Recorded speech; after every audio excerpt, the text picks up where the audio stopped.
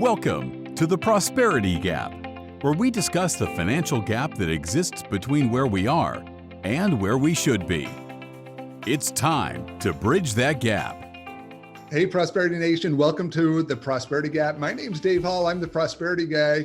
I'm so excited for today's show and for the opportunity to introduce you to our new guest. I've got with me today Byanna Dee, who runs her own podcast. It's always fun to have another podcaster on here.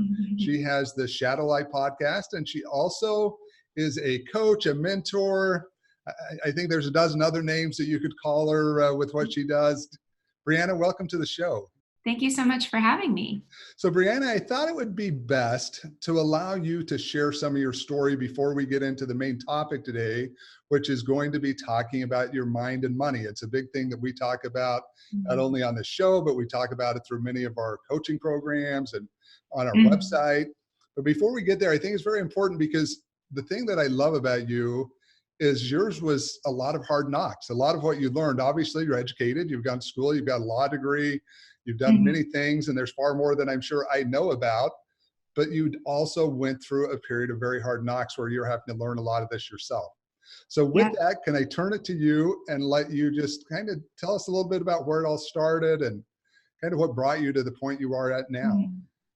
Yeah, well, of course, like with anyone, there's so many ways that you can tell this story, right? But the essence of my story is that I grew up in a house with a lot of addiction and abuse and chaos. And I started struggling with depression and anxiety and was really unhappy from a young age.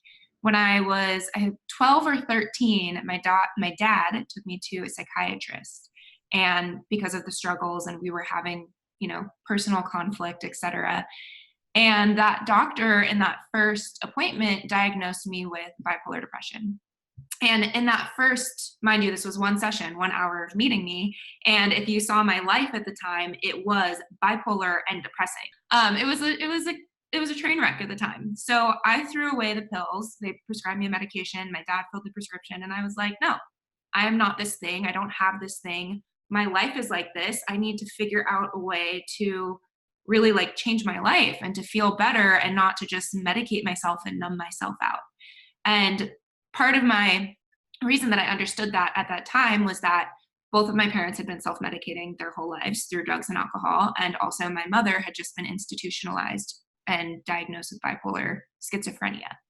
So, and she had just come off of heavy methamphetamine use. And there just was a lot of complication and history around drugs, alcohol, medication. So at 12 or 13, I decided I was going to go on this journey to figure out happiness and success and life and what that was without going into those labels and the medications. And fast forward, I kept trying to figure out what that was. And it turned into a lot of trying to achieve my way through things. And both through achievements, success in school and work, etc. And also I tried throwing myself into relationships and just losing myself in other people. Maybe I can just find somebody who will fix this thing. And I found myself time and again, heartbroken. And the more I chased the achievement, the more I worked, the more empty I felt inside. And then I was just like I'm fixing my outside world. I'm fixing all these things. I'm changing the places I live. I'm changing the people that are in my life. I'm changing the work that I'm doing. I went to law school. I was working overtime, being, the overachiever, even in law school, doing all the extracurriculars and going to school and I'm going to get to the top of the class and I'm going to do all the things. And I just was crashing more and more. So throughout this whole period of time from that first diagnosis through law school, I was having still a lot of struggles with depression and anxiety. I would have periods where it would be kind of relieved, but I would have a lot of depressive episodes. So I knew it wasn't working. And in law school, I had a big depressive episode, didn't leave my apartment for 5 days, and realized that I really needed help. So I started looking for therapists, and I found I had been in and out of therapy for a while, or since, that 12-year-old thing. I had tried a few, never found one I liked. And I was like, I'm just going to try again because I need help. I need something. And I found a therapist who completely changed my life. She completely flipped where I was looking. And she taught me to start doing the internal work and to really dive deep into the pain, into what I had experienced as a kid, into a lot of things that I didn't even want to look at, that I kept being like, no, I don't want to deal with that crap. Like, that's in the past. I'm good. I can get through this. I'm just going to do. I'm going to keep fixing these things and then it'll be better. And it was like, no, I really had to sit in the mud and learn how to be in what I had been in and learn how to process my experiences and my emotions. And that meeting her started this whole journey of probably my same overachiever self coming into play, where I became obsessed with the inner work and started doing all of the healing and all of the therapy and body work and energetic work. And I got so down the rabbit hole of just years of obsession with understanding myself, instead of, before that, it was an obsession with understanding the world around me. And so that is really where the happiness came, and the groundedness and the healing and fulfillment. That was me learning the art of fulfillment. And that's when I realized that there is a difference between achievement and what a lot of people identify as success. And that is a science. You can follow paths, you can take advice, you can get consultants, you can learn how to build a business, you can learn how to make money, you can learn how to do things, but that's never going to give you the fulfillment. The fulfillment is an art, and it's so individualized, and it's so for each person what it is that you need to process and heal and learn and grow through. So that's my work that I do in the world now. Is I'm all about the art of fulfillment, and I work with people who have the science of success mastered. They get it because they're achieving, they're doing things, but the fulfillment piece, they've realized no matter what they do, no matter what they accomplish, it's still not filling up that void, that emptiness, that pain. It's super cool for me to see people that go through such tragedy, such challenges, such things as you've gone through in your life, but then get to a point where not only can you fix yourself, but you can give back. And I think as we look at it, even with money, so much of what you've talked about here applies to principles of money and principles of finance. And we talk about needing to just put it out in the open, making sure that people just get into the dirtiness of, hey, I screwed up my finances. I need to really address that and get to that point. But before we get into that part, I want to go back to that 12 and 13-year-old you that's all of a sudden getting diagnosed. You're in a family that sounds like you're probably not getting a whole lot of support to run a typical, I guess maybe normal life, whatever that might be. I don't know that any of us have a normal life. What do you think it was inside of you that really pushed you to say, look, I'm going to break this cycle and I'm going to do something different no matter what I have to do here? Yeah. Honestly, I don't know. I think about this all the time. And this is when I get really in the ethers and in like the existential thinking, because I wonder all the time, what is it that separates people who make, this has been one of my biggest interest areas, is what is it that separates people who make magic out of these extraordinary hardships and turn them into extraordinary fuel for an extraordinary life, versus people that really crumble underneath the pressure. And then there's also people that don't have, even a fraction of that hardship and can never seem to really get together and put their own life on a track that feels good, or really find that, they have just as much, maybe even more struggles. I honestly don't know. That's something that I wonder, maybe we are born with some kind of constitution, something in us. Maybe, I don't know if you believe in past lives, or if there's other things that like I can't even understand that go into that. I really have no idea, but I do know that whatever it was, there was just always something inside of me that, and it could also be part of the pain that I experienced with watching my parents numbing themselves out. But that still, in that same regard, it's like, how did I understand at that age that that's what was happening? I don't know. But I always, as a kid, I was the caretaker for my mom in a lot of ways. I was the caretaker for my little brother. And I found myself really adulting as a toddler.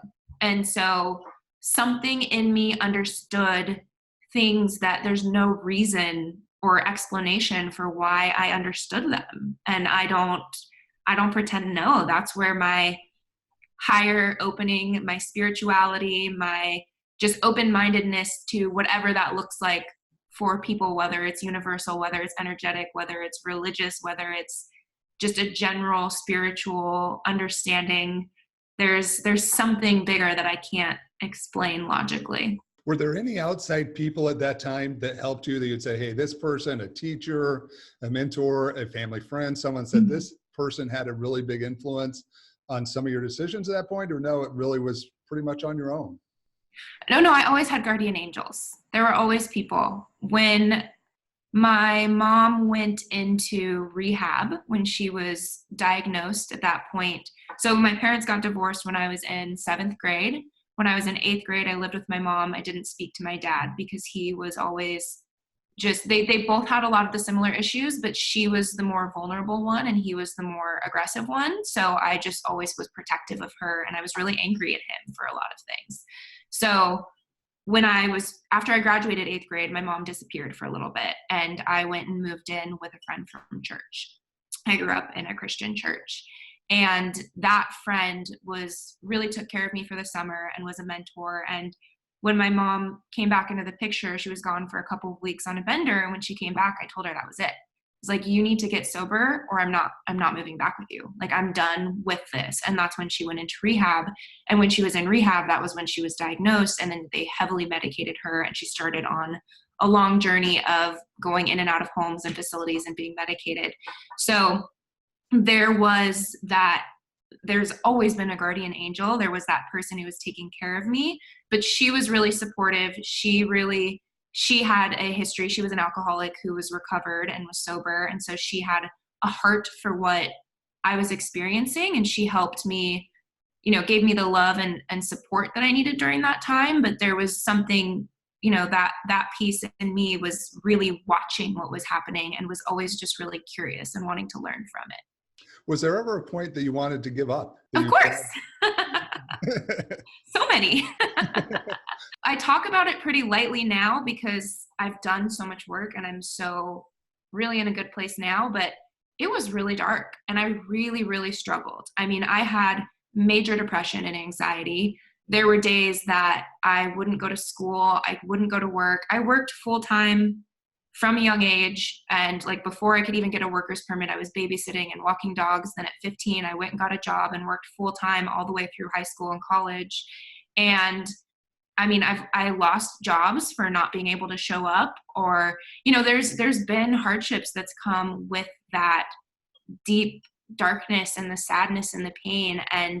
But I always thought I could just figure out how to fix that by fixing where I was. Like, oh, if I just get a better job, oh, if I just fix this, if I just change this, if I can just help that person. There was a lot of focus on other people. Even when I went to law school, I went to work in mental health advocacy. So I really wanted to reform the laws and the way we talked about things and work with people who experienced the same things that I grew up experiencing, but I hadn't done my personal work.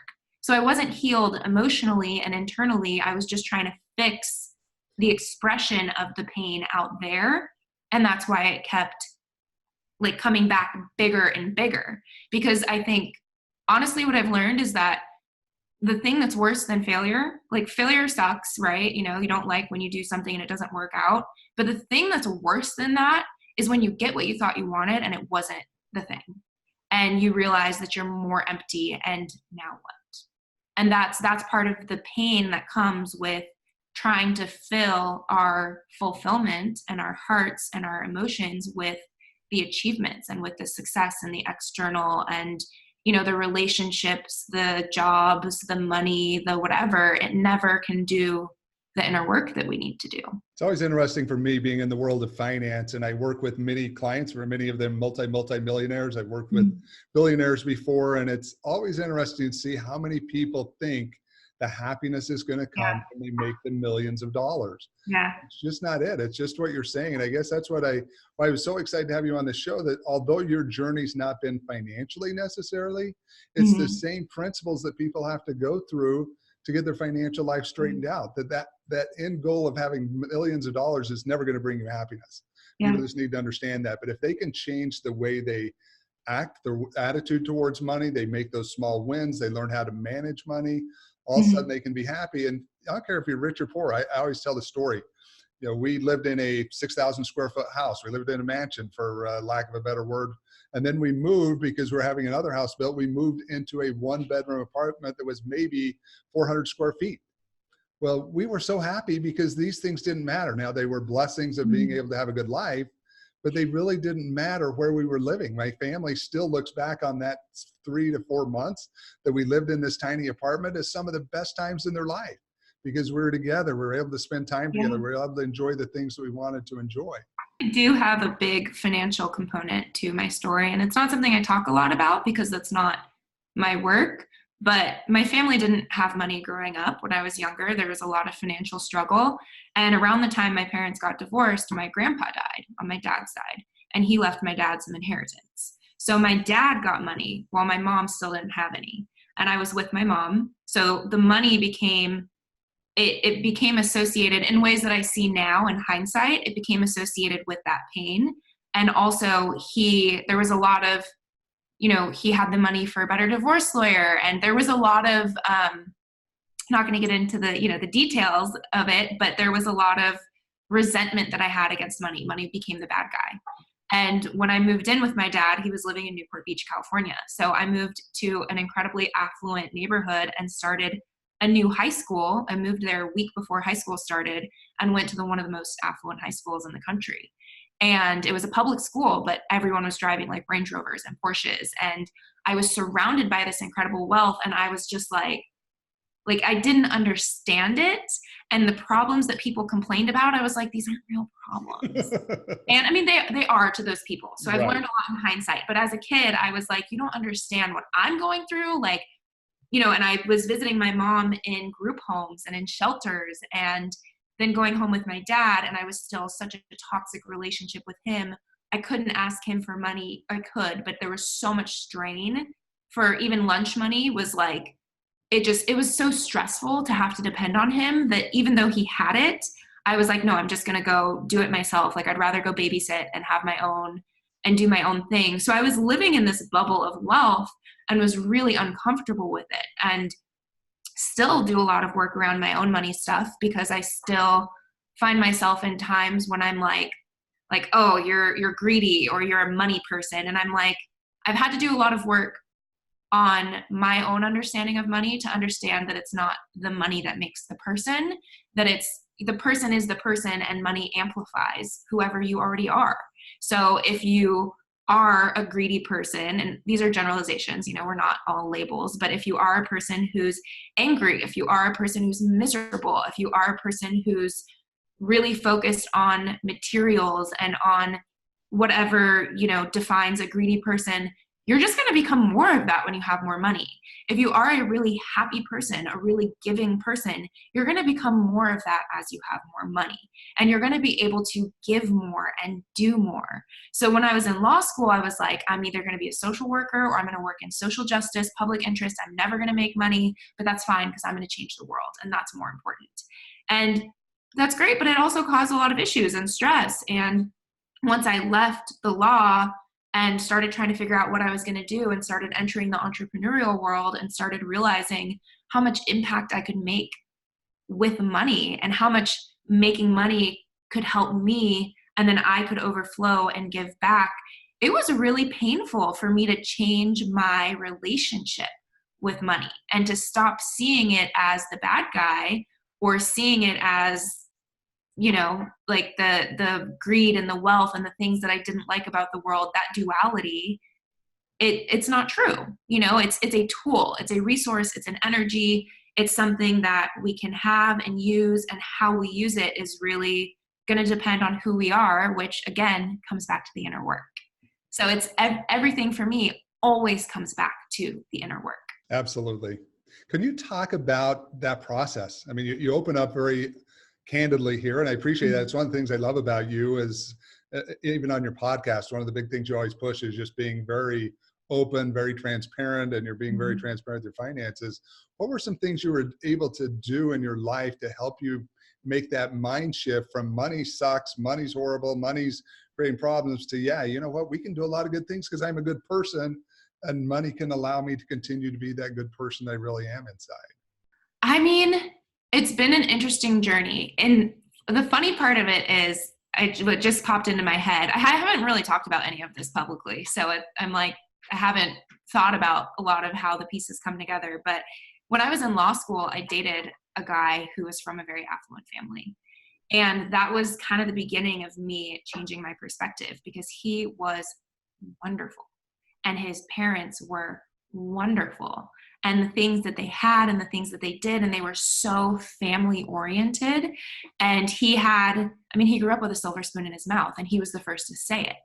And I had so much tension around money, and he would always be like, Bree, like, it's amazing. It's an amazing tool. What are you talking about? And I was like, so worked up about it. But they really showed me through example. It was like, oh, they're amazing. They're wonderful people, and they're using it as a tool to have this beautiful life together. And it really wasn't about the money. That was just a piece of the puzzle. But in my life, it had just been, there was so much conflict around it. And it really felt like, even as a kid, my dad was a business owner. So even when we didn't have money, he was constantly working and trying to make it and like building this business, and he wasn't around. And when he was angry. And so I just had a lot of stories and narratives to unweave about what money meant to me. So that was the beginning of understanding that. And then I started reading books and listening to podcasts, and I started learning.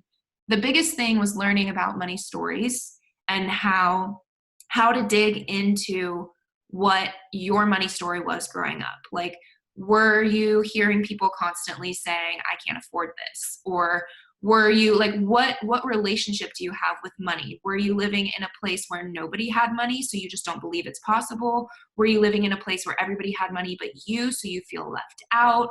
Were you living in a place where everyone had money and so did you, so you're just kind of like, what, it's no big deal? There's so many different stories we can have about it. And then also, so being able to see and start to deconstruct our stories, understanding how they affect us emotionally. So how does that make me respond? Because it's not just about the story. It's that first I have a story that I created, and then I get an emotion, and then I act from that emotion. So if I have this emotion that, oh, money's bad, and somebody offers me a job and that's highlighted on the money, I'm gonna be like, well, I don't care about that because I don't care about money. And it's like, what else is there in it? And it's like, sometimes you do care about money. Like, sometimes that is a thing that you need to be focusing on. And taking the shame out of it and just really taking the time to deconstruct it and to understand the emotional connection with it. And then I started really learning about the energetics of money and seeing it as energy instead of just as numbers in our account. And also understanding, like, we don't go off of the gold standard anymore. Like, money is literally just numbers on a computer screen. I mean, we can get so out there and ethereal about it where it's like, it's energy. And that's not to say that we don't need to make it and do the work for it, but we get energy in exchange for the energy that we give. So the more value that I provide, the more that I heal and show up as me, the more I make. And it starts to come easier and easier. Like, I used to think money was really hard to make. And you had to be, you had to be able to work hard. You had to be able to, you had to be a bulldog to make it. And now as I've grown, even in my entrepreneurial journey, and I've started to make more and more friends who have a lot of money, people who are highly successful in this field.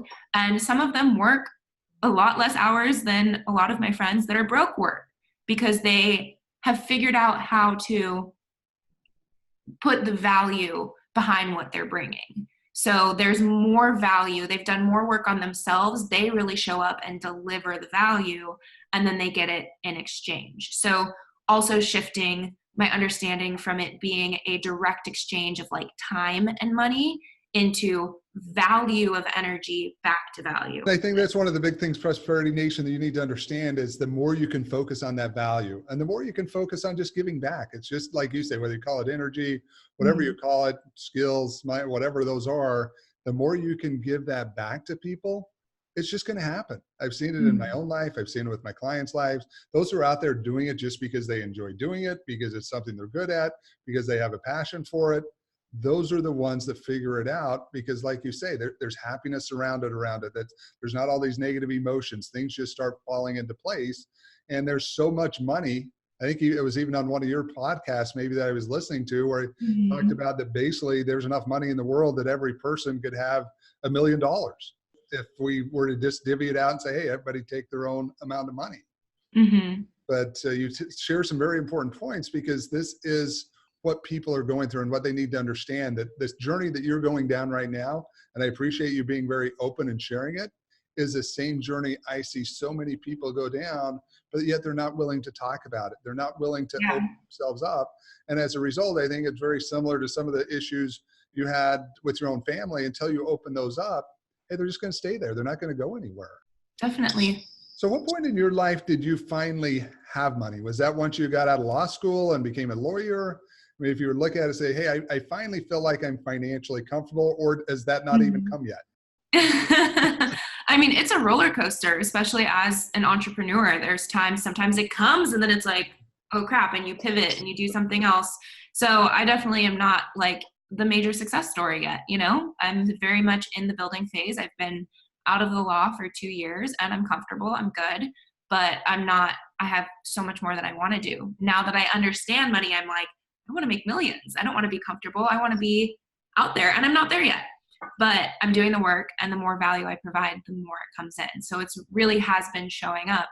I should also say though that like my grandma helped me financially with my education.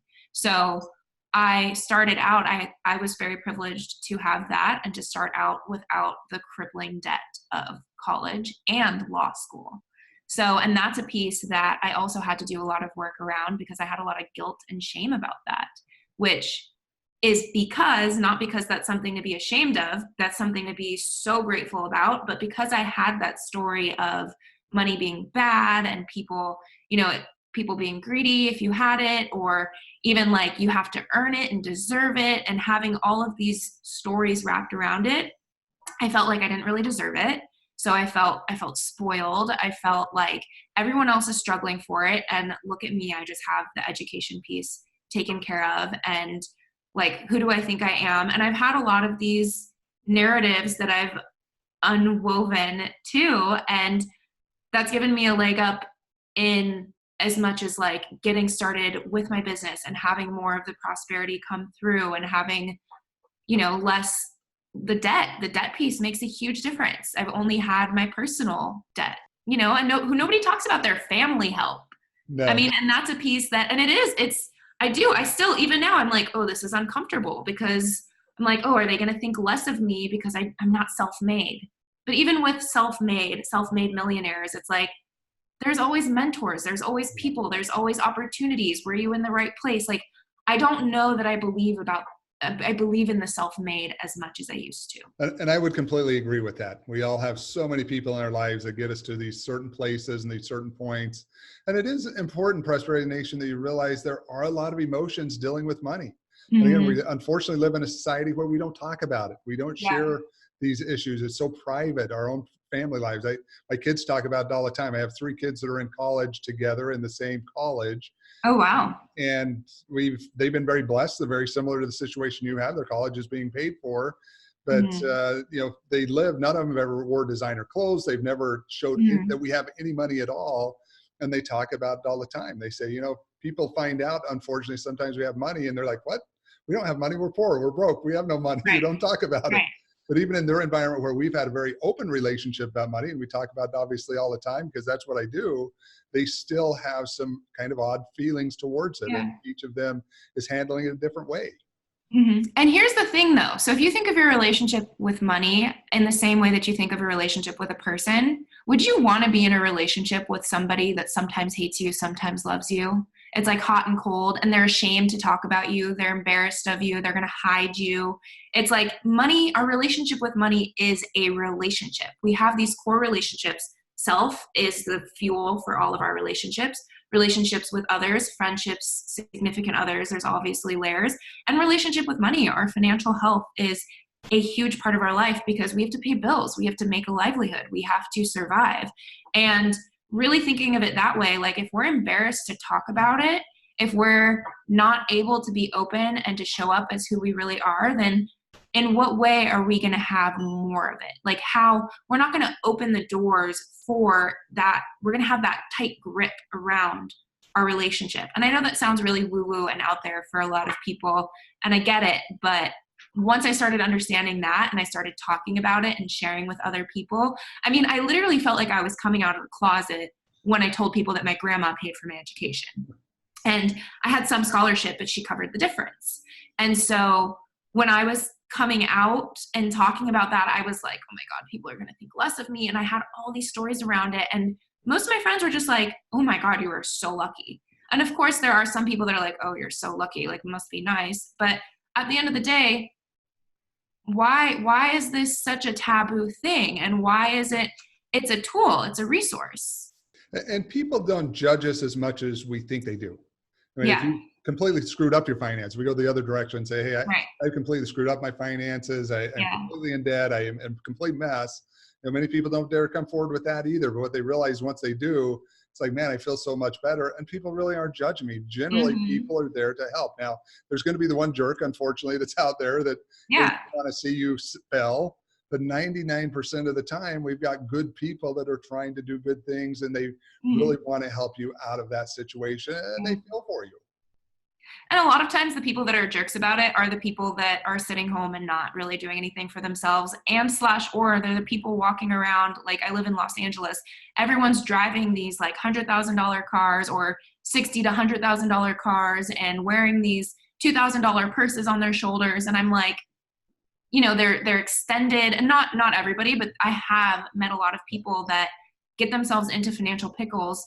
And it's like, you don't need all of these extravagant things, and you're so focused on appearing a certain way and having, like, looking like you have money as a point of prestige or a point of authority, and I'm not knocking nice things. I love nice things, but unless I can really afford them, unless they're really within my budget and they're not going to cause strain on me, there's no reason to have them, because that's all they are. Is they're just things. Like, I can have whatever is in there. I mean, crap, if I'm making $1 million a year, I'm going to drive a nice car. Why wouldn't I? It's easy choice.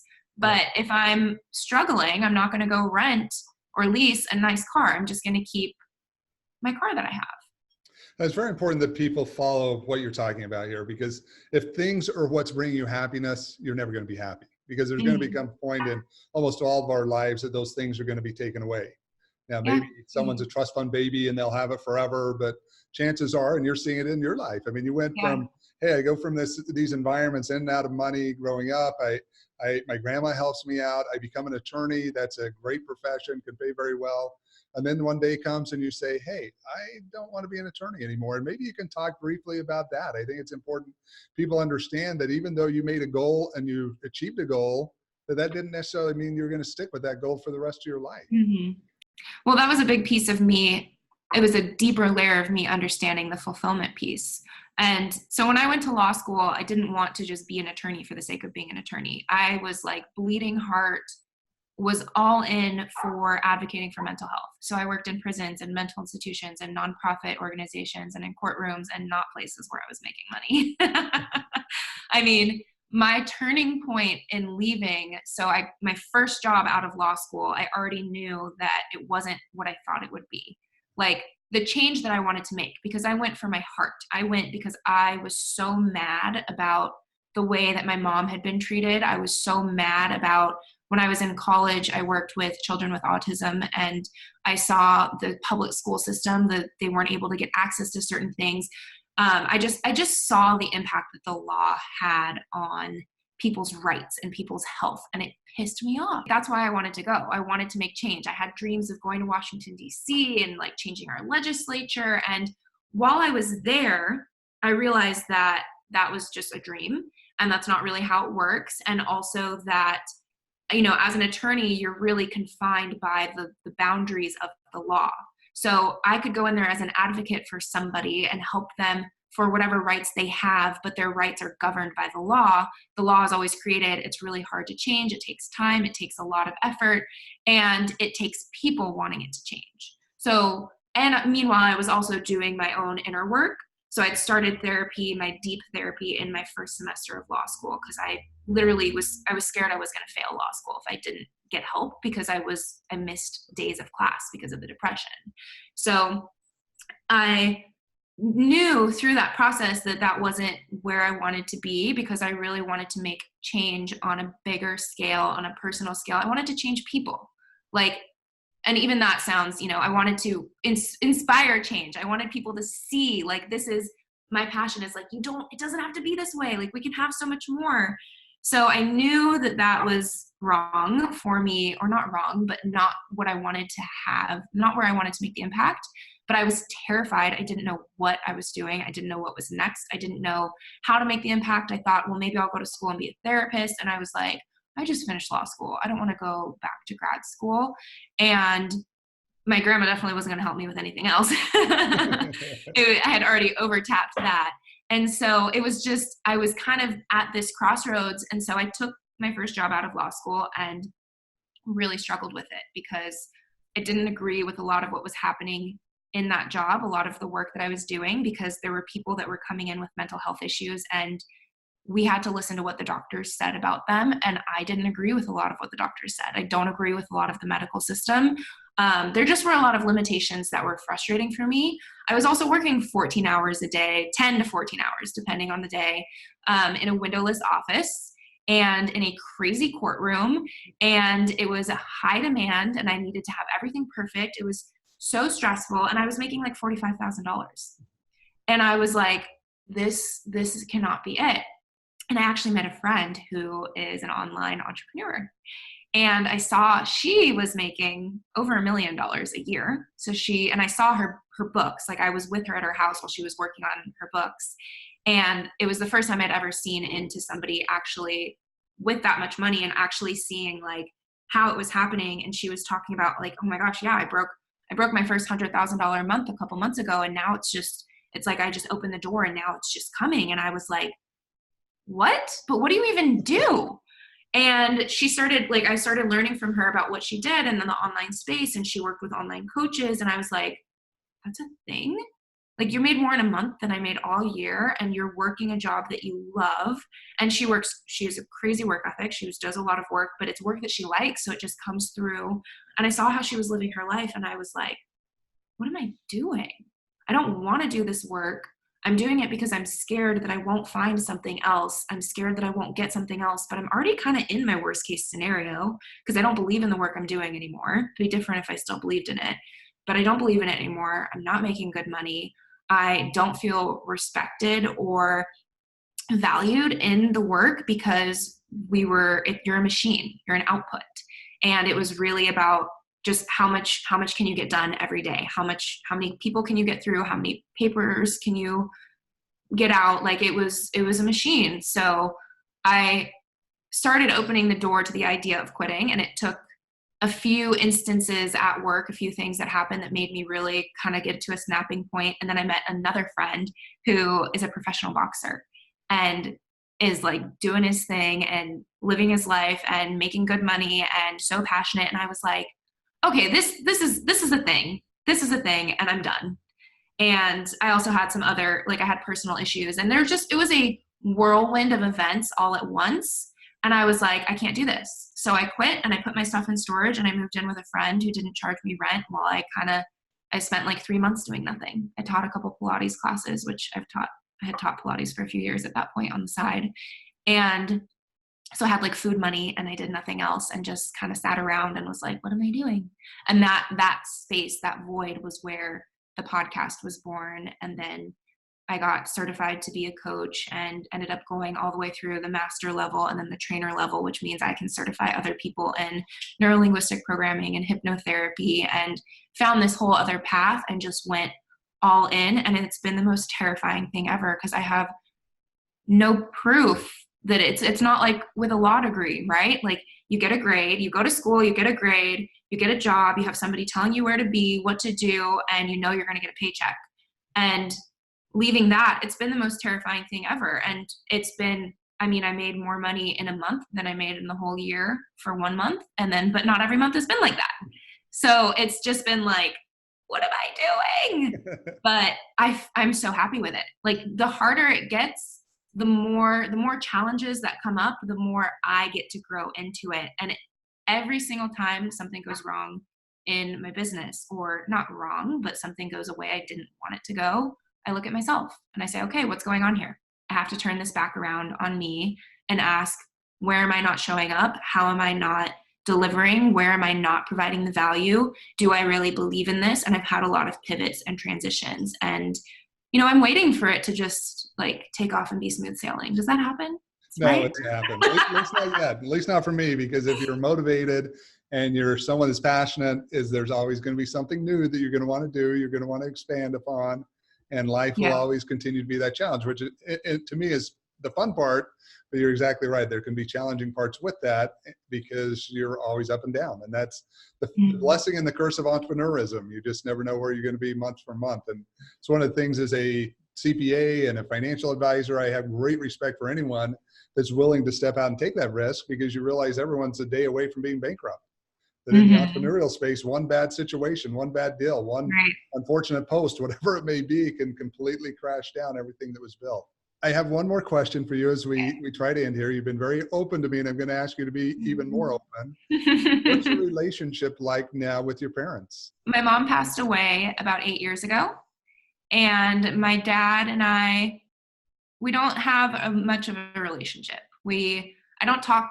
I have tried to tread lightly around talking about him publicly, because he's just not really open to a lot of these conversations. He isn't really open to doing his work. He still drinks, and he still really focuses on the materials. He still lives in Newport, and his highlights of his life are like, oh, look at this fancy place I'm at, and I'm going to this fancy dinner, and me and my wife are going to, like, we're going to go to France for a week, and he has his business, and it's just a very different life and lifestyle. And it's not mine to judge or, but it is a point of pain for me still, because I will always want more. It's my dad. And my work has been learning to love him as he is, and understand that he's not going to be able to meet those needs, and to find a way to meet those needs in myself, and then to find other people in my life who are able to see me and be there with me. What about your brother? Do you get to see him much? He's also struggled with some addiction. He actually just got out of rehab and is now in sober living. So he's at the beginning of his inward journey, and it's really a struggle right now. He's really having a hard time. He's lost right now. So lots of hope for him, but not, I have to keep a distance for my own protection too. Yeah. Bria, I'm super sorry for your family situation. That's got to be extremely hard and extremely painful, but I do congratulate you for becoming who you've become. You're an inspiration to all of us.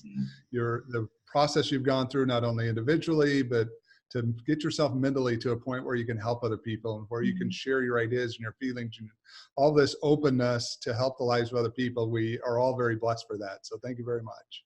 Thank you. So Bri, for those who want to get a hold of you, how can they start following you? How can they get a hold of you, start listening to your podcast?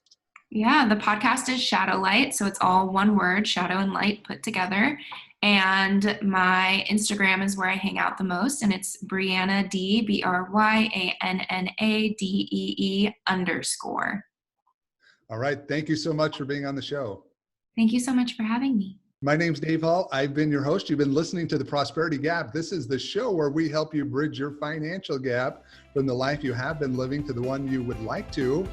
If you've liked the show, please subscribe, hit like, and continue to listen to the messages we have to share.